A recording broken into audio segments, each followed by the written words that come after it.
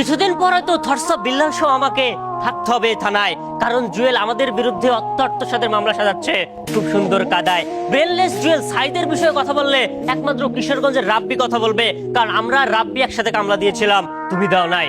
মানে কি বলবো, এই জুয়েল বিল্লাল ভাইয়ের বিরুদ্ধে দুইটা জিনিস নিয়ে কথা বলে।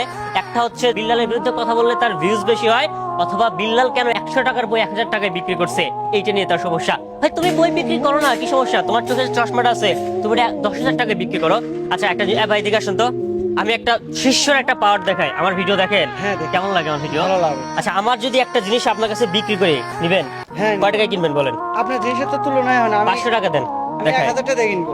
1000 লাগবে না, আপনি 500 টাকা দেন, আমি সিগনেচার করে দিচ্ছি। আমি ভাই মেসি নেইমাররা কেনে না, মেসি নেইমাররা তারা জিনিস বিক্রি করে না তাদের।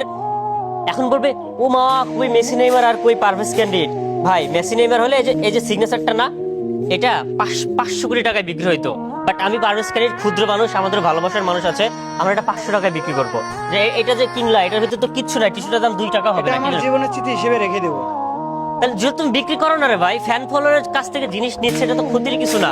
আমরা যাদেরকে আইডল মানি মেসি নেইমার, তারাও তো বিক্রি করে, এখন তারা 5 কোটি টাকায় বিক্রি করে, আমরা 500 টাকায় বিক্রি করতেছি। কেন এত লাড়ালাড়ি ভাই? মানে সহ্য হয় না। হিংসা বাদ দেন, হিংসা বাদ দিলে জীবন অনেক সুন্দর হয়।